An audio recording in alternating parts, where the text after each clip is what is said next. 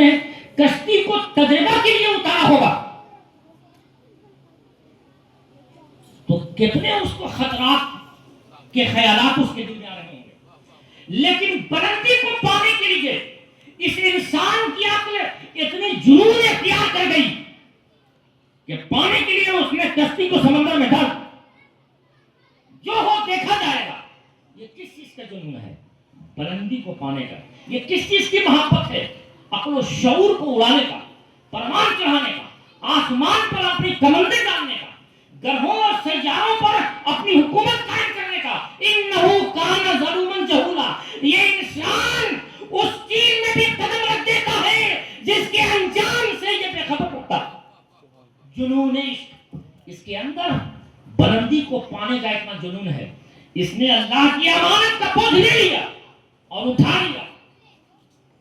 اسی لیے اللہ تعالیٰ نے دیکھیے اپنا جو دین بنایا ہے وہ بڑی ہی سادہ دین ہے، بہت ہی ہلکا ہے، نجات کا بڑی ہی آسان نسخہ ہے۔ اللہ کے رسول نے فرمایا ہے کہ دین کو آسان بناؤ، آسان بنا کر پیش کرو، یسروا ولا تعسروا۔ آسانیاں پیدا کرو، مشکلیں پیدا، لوگوں کو بشارتیں سناؤ، زیادہ عذاب مت سناؤ۔ بشروا ولا تنفروا، لوگوں کو بشارتیں سناؤ، اس کے اندر عشق اور محبت کا جنون پیدا ہوگا۔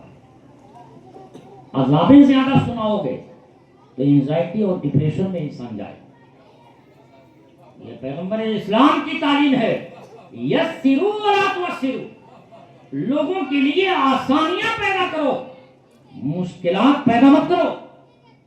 بشروا ولا تنفروا، لوگوں کو خوشیاں سناؤ، بشارتیں سناؤ، نفرت مت دلاؤ، نفرت مت دلاؤ۔ اور غوث اعظم فرماتے ہیں کہ مال اور دولت سے زیادہ گرمی علم میں ہوتی ہے۔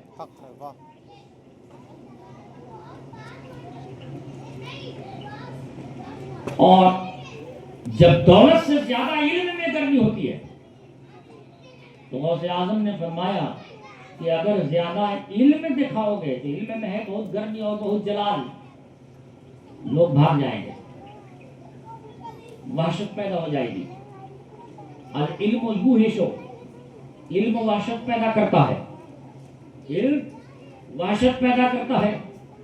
والرفق یونس، اور رفق نرمی، یہ انسان کو انسان سے انسیت دلاتا ہے۔ انسیت یا بشروا ولا تنفروا کی تفسیر کر رہے ہیں سرکار بغداد۔ العلم یوحش والرفق یونس، علم وحشت پیدا کرتا ہے اور نرمی اور مہربانی انسیت پیدا کرتی ہے۔ بشروا ولا تنفروا، بشارتیں سناؤ، لوگوں میں نفرتیں پیدا مت کرو۔ اور الدین النصیحہ، دین خیر خواہی کا نام ہے، دین خیر خواہی کا نام ہے۔ اللہ کے رسول نے مسلمانوں کو یہ نہیں فرمایا کہ مسلمان خالی مسلمان کی خیر خواہی کرے، مطلقاً فرمایا دین النصیحہ، دین خیر خواہی کا نام ہے۔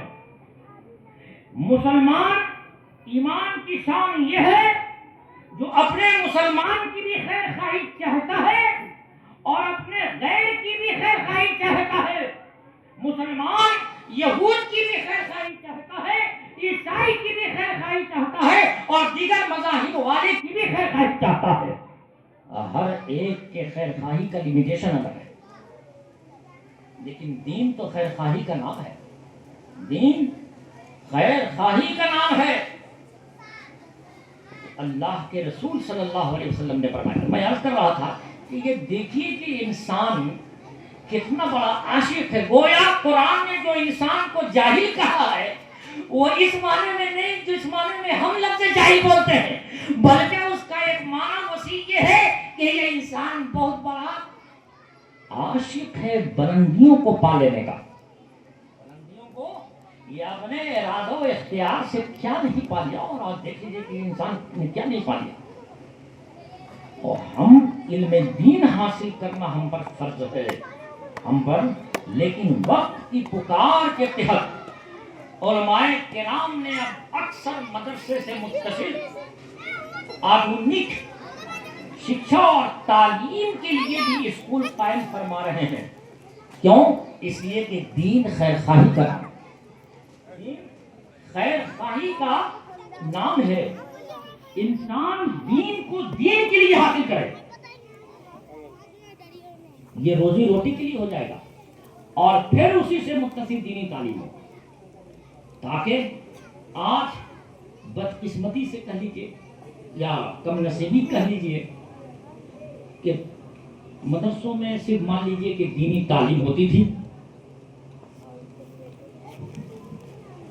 اب اس دین سے پیشہ بھی جڑ گیا، یعنی دینی تعلیم حاصل کرنے کے بعد ہمارے مدرسے کے فارغ طلباء مسجد میں یا تو امامت کریں یا پھر اسی طرح کا درس و تدریس جا کے کسی مدرسے میں پڑھائیں، اور اگر درس و تدریس کی صلاحیت پیدا نہیں ہوئی تو پھر وہی یا تو امامت کریں یا ناظرہ پڑھائیں یا یسن قرآن پڑھائیں اگر صلاحیت پیدا نہیں ہوئی، اور اگر درسی صلاحیت پیدا ہوئی تو پھر جو درس حاصل کیا ہے صرف اسی کی درس و تدریس کریں۔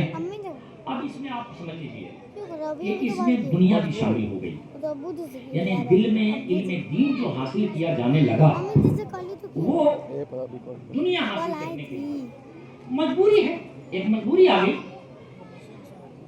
اب مجبوری کیا نہیں کراتا، اب دین کی طرف سے تھوڑا رغبت ہٹنے لگی۔ اب ایک حدیث میں آپ کے سامنے پیش کر دیتا ہوں، مشکات شریف کی حدیث ہے کہ قیامت کے دن سب سے پہلے اللہ تعالی شہید کا حساب و کتاب فرمائے گا، اور اللہ اس شہید سے پوچھے گا کہ شہید کو جنت کی نعمتوں کا دیدار کروائے گا، پہچان مارے گا، یہ نعمت دیکھو، یہ نعمت دیکھو، یہ نعمت دیکھو، یہ نعمت، یہ نعمت، یہ نعمت وغیرہ وغیرہ، اور جب سب نعمت دکھا دے گا تو اللہ پوچھے گا کہ ان نعمتوں کے لیے تم نے کیا عمل کیا ہے دنیا میں؟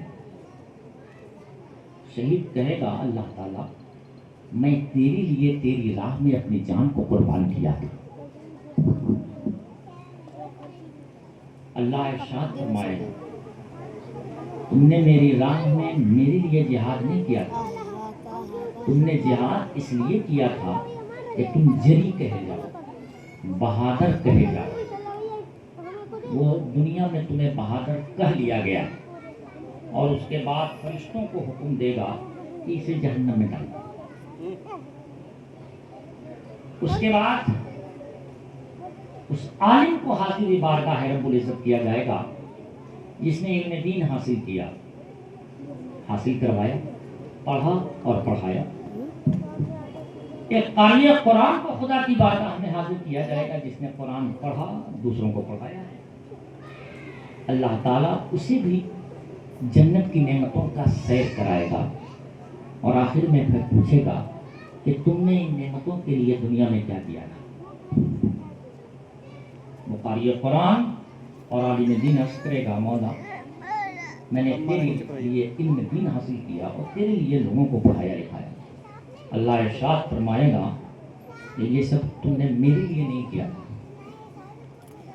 تم نے اس لیے کیا تھا کہ دنیا میں تمہیں عالم کہا جائے۔ قاری کو کہے گا تم نے قرات قرآن اس لیے نہیں سیکھا اور نہ سکھایا، میرے لیے نہیں، تم نے اس لیے تاکہ دنیا میں تجھے قاری کہا جائے۔ حافظ کو کہے گا تم نے حفظ قرآن اس لیے نہیں کیا کہ میری رضا تمہیں مقصود تھی، تم نے دنیا میں حافظ کہے جانے کے لیے، سو دنیا میں بہت تمہیں حافظ کہہ لیا گیا، بہت تمہیں قاری کہہ لیا گیا، بہت تمہیں عالم کہہ لیا گیا، اب یہاں تمہارا آخرت لا خلاق لهم فی الآخرۃ، آخرت میں تمہارا کوئی بھی حصہ نہیں ہے۔ فرشتوں کو حکم ہوگا جہنم میں ڈالو۔ یہ تو حدیث کا ترجمہ ہے، کیا مطلب ہوا؟ آپ کے ذہن میں یہ سوالات پیدا ہو سکتا ہے کہ بھائی کون عالم ہے، کون ایسا عالم ہے کہ جو دنیا نہیں کما رہا ہے؟ یہ عالم جو عالم پڑھ کے درس دے رہے ہیں تنخواہ مل رہی ہے ان کو تنخواہ مل رہی ہے، تو پھر ان کا بھی قیامت میں پھر حدیث پاک کا کیا مفہوم ہے؟ تو کوئی بھی دنیا سے خالی نہیں، دنیا میں پیدا کیا ہے۔ حدیث کا مفہوم یہ نہیں ہے۔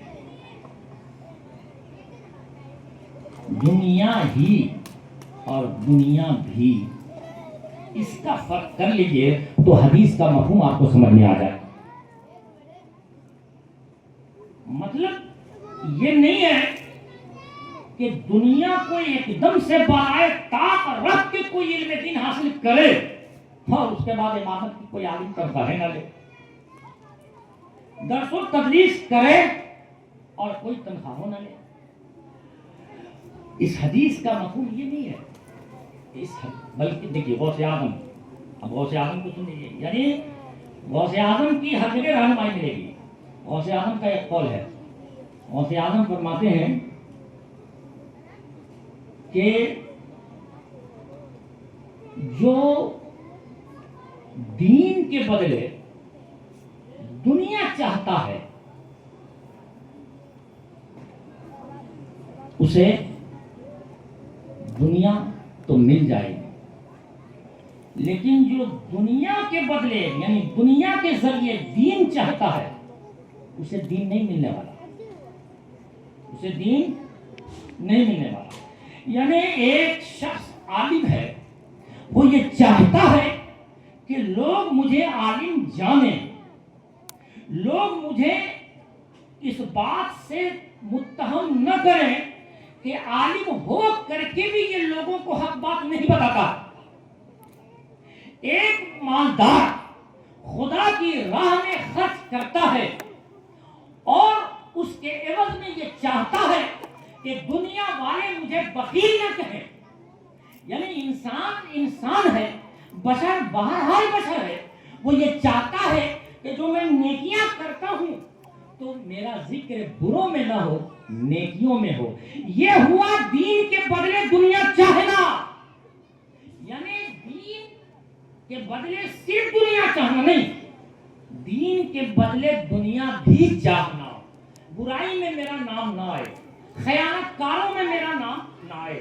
ایک مالدار خدا کی راہ میں پیسہ خرچ کرتا ہے اور یہ چاہتا ہے کہ لوگوں میں میرا نام ہو تاکہ لوگ مجھے بخیلا کنجوس نہ کہیں، یعنی یہ بشر بہرحال بشر ہے، یہ چاہتا ہے کہ نیکیوں کے بدلے جو میں نیکیاں کرتا ہوں اس کے بدلے میں مجھے حسنات حاصل ہو، مجھے بھلائیاں حاصل ہو۔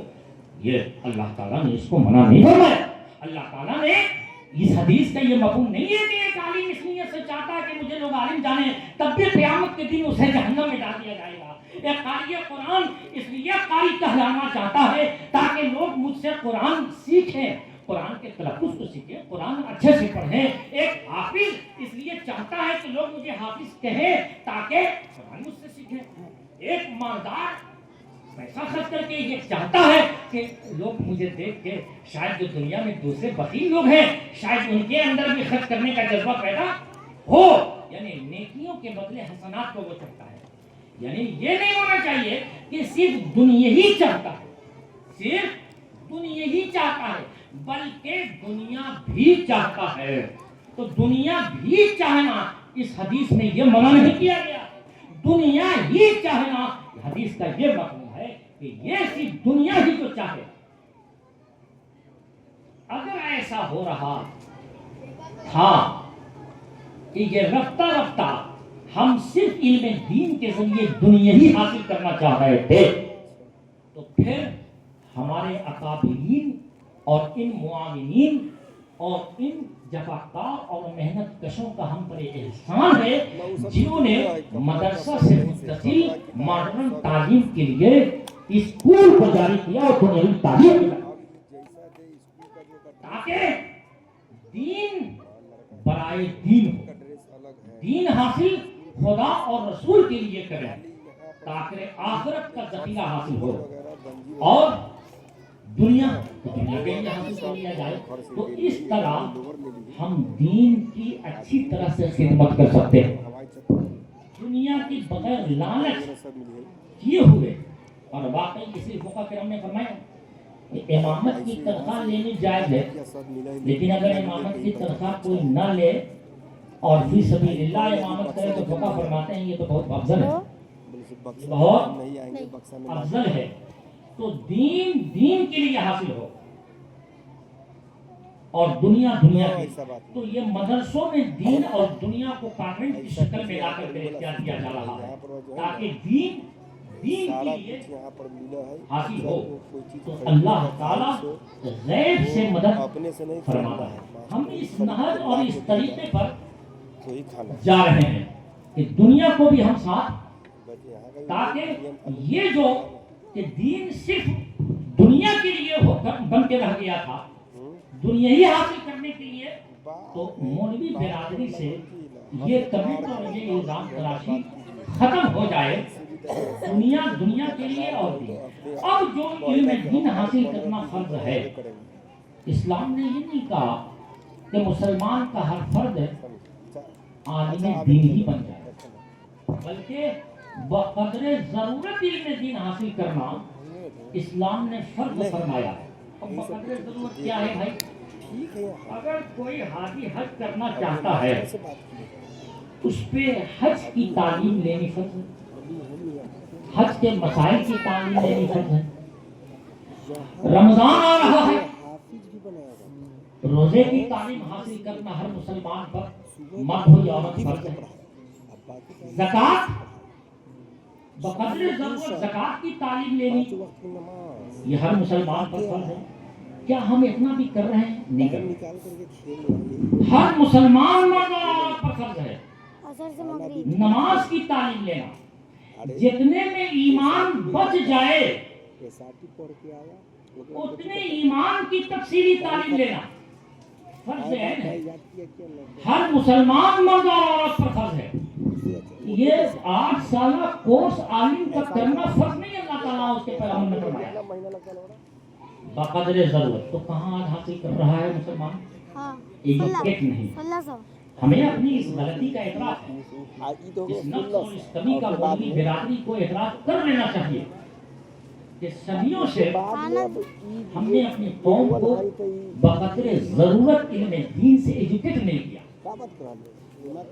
شاید اب یہ احساس جاگ رہا ہے ہماری برادری کا، یعنی مولوی برادری کا، اور وہ یہ چاہ رہے ہیں کہ ہر فرد مسلم کو بقدر ضرورت علم دین جو فرض ہے اس کی پرسش ہوگی۔ اس کی یہ سماج میں جو برائیاں جڑ پکڑے ہوئے ہیں اس کی مین وجہ ایجوکیٹ نہ ہونا ہے۔ تو ایجوکیٹ نہ ہونے سے میری مراد یہ نہیں ہے کہ ہر فرد مسلم عالم بن جائے۔ مثال کے طور پر میں ایک مثال دے رہا ہوں، آج ہم جہیز نہ لینے کی مہم چلا رہے ہیں، اور چاہ رہا کہ ہمیں اس میں کامیابی نہیں مل رہی ہے، کامیابی نہیں مل رہی ہے۔ کیوں نہیں مل رہی ہے؟ جب کسی چیز میں کامیابی نہیں مل رہی ہے تو ہمیں سوچنا چاہیے کہ کہاں فالٹ ہو رہا ہے۔ میں ایک حقیر عاجز جہاں تک سوچتا ہوں سمجھتا ہوں کہ ایک حرام چیز رائج ہو گئی ہے، اس کے پیچھے ہم پڑے ہوئے ہیں، وہ حرام نئی چیز رائج ہوئی ہے، لیکن ایک جو فرض ہے وہ مردہ ہو چکی ہے، اسے ہم نہیں جلا سکتے، اس میں ہم کامیاب نہیں ہو رہے۔ جہیز کی فرمائش حرام نہیں کامیاب ہو رہے۔ میں یہ سمجھتا ہوں کہ اگر اس کی جگہ قرآن کے 2 لائن کی تبلیغ ہم کر دیں، یوشیکم اللہ فی اولادکم للذکر مثل حظ الانثیین، ہم اپنی قوم کو یہ پہلے یہ بتائیں کہ دیکھو ایک فرض، اور اس کو ہم سنت بھی کہہ سکتے ہیں، جو حدیث میں آیا کہ مردہ سنت کو جو زندہ کرے گا، تو سنت ایک دین الہی کے معنی میں بھی آتا ہے، سنت مانے دین، اور ایک فقہ کی اصطلاح میں سنت کی تقسیم ہے کہ سنت 2 قسم، موقدہ غیر موقدہ، یعنی نفل، پہلے وہ فقہ نفل ایک قسم ہے، عبادت کی 2 ہی قسم ہے، فرض اور نفل، اور پھر نفل کی تقسیم کرتے ہیں 2 قسم ہے، سنت موقدہ اور سنت غیر موقدہ، فقہ کی اصطلاح میں نہیں جاؤں گا۔ سنت کا ایک معنی دین الہی ہے، یہ یوصیکم اللہ فی اولادکم سنت الہی ہے، یعنی فرض الہی ہے جو مردہ ہو چکی ہے۔ کیا فرماتا ہے اللہ؟ لڑکیوں کے 3 حصے اللہ تعالیٰ نے بیان فرمائے قرآن مجید میں۔ ماں باپ کی جائیداد نمبر 1 کو فرماتا ہے اللہ تمہیں تاکید فرما رہا تمہارے اولاد کے سلسلے میں للذکر مثل حظ الانثیین کا، یعنی اگر ماں باپ مر جائیں تو اس کے جائیداد میں اگر بیٹا اس کے جائیداد کچھ ہے اور اپنے پیچھے اس نے بیٹا اور بیٹی دونوں چھوڑا ہے تو اس کی جائیداد کا بٹوارا اکہرا اور دوہرا ہوگا۔ للذکر مثل حظ الانثیین کا معنی ہے اکہرا اور دوہرا، یعنی 2 حصہ بیٹا لے گا اور 1 حصہ بیٹی لے گی۔ دوسری حالت یعنی دوسرا حصہ فَإِن كُنَّ نِسَاءً فَوْقَ اثْنَتَيْنِ فَلَهُنَّ ثُلُثَا مَا تَرَكَ، اور اگر ماں باپ مر گئے اپنے پیچھے انہوں نے صرف 2 یا 2 سے زائد لڑکیاں چھوڑی ہیں تو اس وقت ماں باپ کی پراپرٹی میں لڑکیوں کا 2/3 ثلث مال ثلثان یعنی 2/3 2 حصہ لڑکیوں کا ہو گیا۔ وَإِن كَانَتْ وَاحِدَةً فَلَهَا النِّصْفُ، اور اگر ماں باپ میں سے کوئی ایک مر گئے اور اپنے بعد صرف 1 لڑکی انہوں نے چھوڑا ہے تو لڑکی کا 1/2 یعنی 8 جس کو ہم 8 کہتے ہیں۔ یہ 3 حصے قرآن مجید لڑکیوں کے بیان فرما رہا ہے۔ یہ فرض قطعی ہے، یہ لڑکیوں کا ماں باپ کے پراپرٹی میں جو حصص اللہ بیان فرما رہا ہے وہ فرض قطعی ہے۔ اکہرا دوہرا 2/3 1/2 یہ فرض ہے، یہ مردہ ہو چکا فرض۔ کتنا مسلمان اپنے لڑکیوں کو اپنی جائیداد میں حصہ دے رہا؟ نہیں دے رہا، مردہ ہو چکا نا۔ اس کی جگہ جہیز نے لے لیا۔ اب میں کیا کہنا چاہتا ہوں، اگر اس کی تبلیغ کی جائے کہ بھئی جیسے لڑکوں کو تم حصہ دے رہے ہو، یہ جیسے لڑکی، آپ مسلمان اپنے گھر میں لڑکیاں پیدا تو مسلمان بھی کہتا ہے کہ لڑکی پرائے گھر کی ہوتی ہے، یہ اصطلاح مسلمانوں کی نہیں ہے۔ لڑکی پرائے گھر کی ہوتی ہے یہ نن مسلموں کی کہاوت ہے۔ مسلمانوں میں تو لڑکیاں پرائے گھر کی نہیں وارث ہوتی ہیں، وارث ہوتی ہیں۔ خدا نے انہیں لڑکوں کی طرح وارث بنایا ہے، لیکن آج میں مسلمانوں کے گھر میں بھی سنتا ہوں وہ کہتے ہیں، ماں باپ کہتے ہیں کہ لڑکی پرائے گھر کی ہوتی ہے نا۔ یہ تو نن مسلم کے گھر کی کہاوت تھی، غیروں کے یہاں، ان کے یہاں لڑکیوں کو دان کیا جاتا ہے، اسلام میں لڑکیوں کو دان نہیں کیا جاتا ہے۔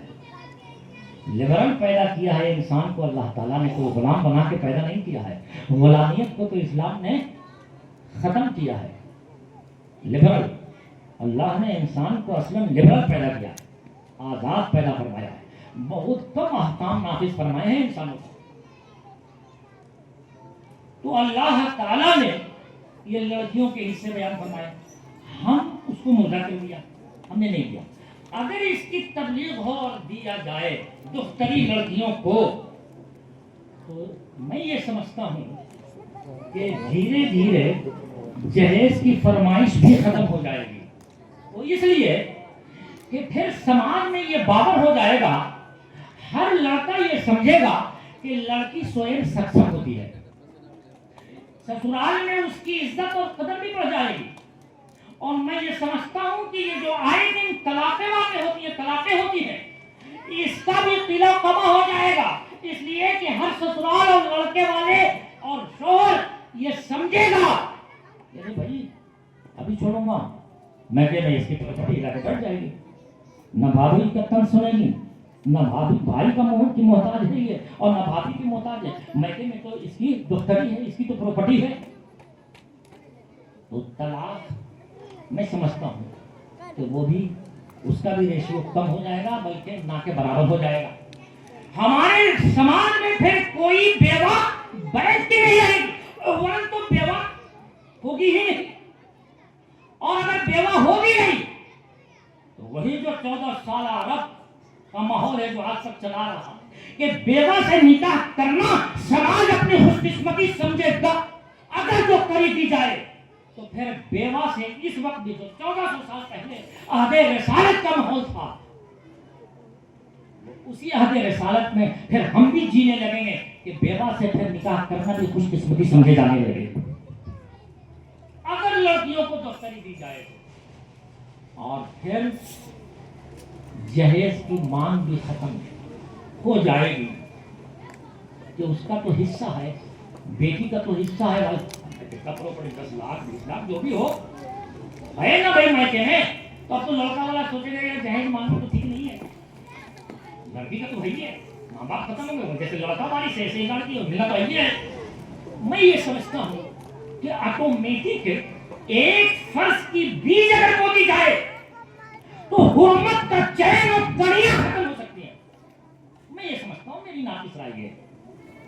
باقی بڑے بڑے علماء موجود ہیں اور میں نے غور کرنے کے بعد اس میں یہ پہنچا. باقی اس کی تفصیل میں نے ایک چاشنی دے دی ہے. آپ کو ذہن میں سوال پیدا ہو سکتے ہیں کہ بھائی یہ کہنا دورہ کا کیا مطلب ہے، پھر یہ کہ 2/3 لڑکیوں کو کہاں کریے کہ 1/3 کیسے ہوگا. بر وقت مفتیان کرام موجود ہیں، اگر کوئی ایسا مسئلہ پیش آتا ہے تو آپ اس کی تفصیل بعد میں سمجھ سکتے ہیں. مجھے ایک چاشنی دیں جی کہ یہ 3 حصے اللہ تعالیٰ نے لڑکیوں کے قرآن مجید میں بیان فرمائے ہیں. بولیے کہ مسلمانوں کا اس پر کتنا عمل ہے؟ میرے خیال میں بہار میں 2 آنا دیتے ہوں گے لوگ، میں سمجھتا ہوں پرسن 2 آنا، اس لیے کہ ادھر پٹنہ وغیرہ میں مجھے معلوم ہے سسرال گڑیا کو سسرال سے بلا کر کے میکے میں دختری دی گئی ہے. تو زیادہ میں سمجھتا ہوں کہ 2 آنا رائٹ ہے بہار میں، اور MP اور UP میں تو 1 کو آنا.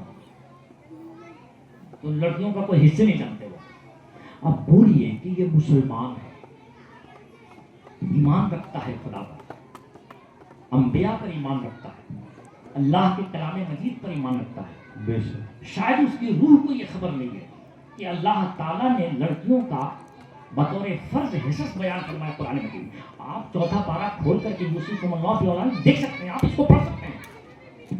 اللہ تعالیٰ نے قرآن کی اس ایک صفحے میں انسان کی پراپرٹی پورے حقوق کو بیان فرما دیا. یہ جامعیت قرآن، یہ فساد قرآن مجید کہ 15 لائن ہمارے جو ہم لوگ حافظ ہیں صفحہ والے قرآن میں 15 لائن کا یہ صفحہ ہے، اور اللہ تعالیٰ نے پورے حقوق کو بیان فرما دیا. اور میں یہ سمجھتا ہوں کہ اس 15 لائن کی تفسیر جو کی گئی ہے، جو عالم کورس میں سراجی کے نام سے ترکہ کے بٹوارے کی کتاب جو پڑھائی جاتی ہے، میں سمجھتا ہوں 100 پیج کی ہے، 90 پیج کی ہے. یعنی 15 لائن کی جو تفسیر کی گئی ہے تو وہ 90 صفحہ میں تیار ہو جو عالم کورس میں پڑھائی جاتی ہے. اس کی تبلیغ تو جہیز طلاق، یہ میں یہ سمجھتا ہوں کہ اپنے آپ یہ ختم، اس کا تجربہ بھی ہے. میں نے اہل حدیث فرقے کے لوگ یا دیوبندی فرقے کے لوگ، مجھے جہاں تک معلومات ہے کہ وہ جہیز کی فرمائش نہیں کرتے ہیں. وہ تو بارات بھی لڑکی والے کے یہاں نہیں لے جاتے ہیں اور وہ نکاح سادہ پڑھاتے ہیں. ان کے یہاں جہیز، وہ لڑکیوں کو دختری بھی دیتے ہیں. اگر ہماری جماعت میں جو واقعی صحیح معنوں میں اہل سنت والجماعت ہے، اگر اس کی ہم تبلیغ اور اسے رائج کریں، اور میں اس وقت ادارہ شریعہ کے صدر مفتی موجود ہیں ڈاکٹر اور مفتی حسن رضا صاحب پھیلا، ایک میری یہ گزارش ہے کہ جہاں ادارہ شریعہ سے جہیز کو ختم کرنے کی تبلیغ اور مشن، اس کے ساتھ اس کو بھی جوڑیں کہ لڑکیوں کو دختری دی جائے. وہ حرام والا ختم کرنا میں سمجھتا ہوں کہ آسان ہو جائے گا دختری. حالانکہ یہ ایک کٹھن مسئلہ ہے، اس کو رائج کرنا، یہ جہیز کے خلاف بولنے کی یہ بھی چل رہا ہے، اس میں اور تیزی کر دی جائے تو وہ جہیز کے خلاف بولنے سے زیادہ کٹھن یہ والا تو ہے. جہیز کے خلاف بڑی آسانی سے بولا جا سکتا ہے، بڑے آسانی سے ابلاغ اور تبلیغ کی جا سکتی ہے، لیکن کتنا وہ مؤثر ہوگی مجھے نہیں معلوم. اس سے زیادہ کٹھن تھوڑا یہ والا ہے، تو کبھی کو رائج کرنا کٹھن ہے. لیکن اگر یہ ہو جائے گا تو ایک کٹھن کام ہو جانے سے میں یہ سمجھتا ہوں کہ بہت سارے کٹھن راستے، اس لیے کہ دیکھیے ابھی اس نے کہا ہے، ہاں بلیاوی صاحب نے کہا ہے کہ قرآن وہ پہلی اور آخری کتاب ہے جس نے اقرا سے پڑھنے سے شروع کیا ہے، اپنا آغاز نزول کا پڑھنے سے شروع کیا ہے. امام غزالی رحمۃ اللہ علیہ کی کتاب ہے تصوف میں منہاج العابدین इला जन्नत रब्बिल आलमीन। उसमें इमाम गजाली ने भी ये फरमाया है, और 7 बाता है बाब, लेकिन उस बाब का नाम उन्होंने अकबर रखा है। पहली घाटी, दूसरी घाटी, तीसरी घाटी। उसमें पहली घाटी जो है वो इल्म की घर में है, और उन्होंने भी यही फरमाया है कि ईमान नंबर 2 पर है और पहले इल्म है। पहले इल्म है, पहले आपको नबूवत का इल्म होना चाहिए। लोगों को पहले ज़ाते मोहम्मद रसूलुल्लाह का इल्म हुआ, फिर उन्होंने रिसालत और तौहीद पर ईमान लाया। मतलब ये कि पहला जीना जो है वो तरीक़त का, सुलूक का, मारिफत का, शरीयत का, वो उलूम मारिफ का जीना है। पहले ये इल्म होना चाहिए खुदा के सिफात का, इस कायनात का, नबूवत का, रिसालत का, फिर ज़ाते मोहम्मद रसूलुल्लाह पर ईमान होगा। तो ईमान की मंजिल भी दूसरी नंबर पर है। उस पहले इल्म है, इल्म, उसके बाद फिर ईमान। तो इल्म होना पहले, इसे कुरान ने कहा पहले इल्म हासिल करो, उसके बाद फिर ईमान होगा। तो पहले इल्म ही हुआ लोगों को रसूलुल्लाह का कि ये मोहम्मद है, उसके बाद फिर इल्म हुआ नबूवत का, फिर इल्म हुआ रिसालत का, और फिर उन्होंने आमन्ना कहा, फिर उन्होंने तस्लीम किया। तो ईमान की मंजिल दूसरी है, पहले इल्म की मंजिल है। वो इल्म पहले हासिल किया जाए। हर मसले का हल है एजुकेशन, हर मसले का हल है इल्म। इसके बगैर हम न तो अल्लाह ताला की इस दुनिया जो दारुल इब्तिला है, इस इम्तिहान में कामयाबी हासिल कर सकते हैं, और न बगैर इल्म के आखिरत में भी कामयाबी हासिल कर सकते हैं। बगैर इल्म के आखिरत में भी कामयाबी हासिल नहीं, इल्म ही पर मौकूफ है ईमान। अल्लाह ताला से दुआ है कि हमें बक़द्र ज़रूरत हर मुसलमान को इल्म दीन हासिल करने की तौफीक मरहमत फरमाए, दीन का जज्बा अता फरमाए, और खुशू खुरू, और सबसे बड़ी दौलत अल्लाह ताला हमें इखलास अता फरमाए। आमीन। व आखिर दावाना अल्हम्दुलिल्लाह।